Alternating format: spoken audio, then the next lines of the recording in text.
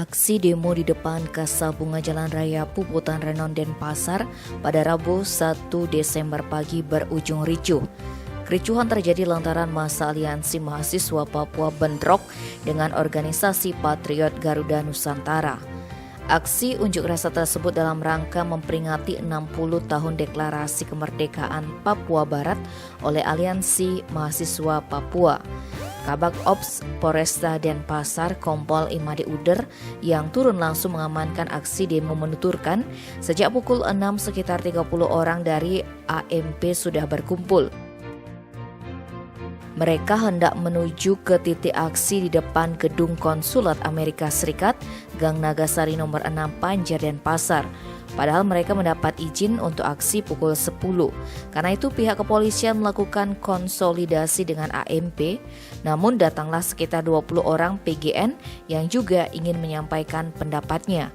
Akhirnya terjadi saling ejek sekitar pukul 9. Kala itu Polresta Denpasar yang menurunkan 80 personil pengamanan mencoba menengahi.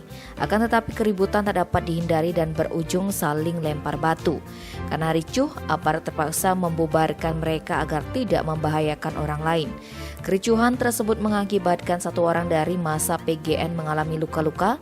Kompol Uder menyarankan agar yang merasa dirugikan melapor ke polisi. Dia pun menyayangkan pihak AMP yang sudah menyalahi prosedur karena izinnya pukul 10 tetapi pukul 6 sudah di lapangan. Terkait masalah ini Ketua Aksi AMP Yesaya yang dikonfirmasi terpisah menjelaskan bahwa demo tersebut merupakan aksi damai untuk meminta kemerdekaan Papua Barat dan mengusut pelanggaran HAM di Papua Barat. Sebelumnya pihaknya sudah bersurat ke Polda Bali dan Lembaga Bantuan Hukum Bali. Namun dalam perjalanan menuju ke titik kegiatan, mereka dihadang Ormas PGN. Pihaknya mengaku kecewa karena polisi membiarkan Ormas PGN menghadang meski sudah meminta pengamanan. Menurut Yesaya, pertengkaran mencuat karena spanduk dan bendera mereka dirobek. Selain itu, kaca mobil pick-up mereka dipecah. Ia menyebutkan ada 11 orang terluka dari pihak AMP karena terkena lemparan batu, kayu, hingga botol bir. Dia berharap ke depan polisi bersikap adil dan menjadi penengah memberi keamanan dan tidak memihak ormas karena mereka akan terus menyampaikan aspirasi. Sementara itu, Panglima Komando Wilayah Pertahanan Bali dan Indonesia Timur PGN, Pariyadi atau Gus Yadi mengaku saat itu pihaknya bersama 70 anggota menggelar aksi bela negara sekaligus mencegah ada pihak yang mengucapkan kemerdekaan Papua.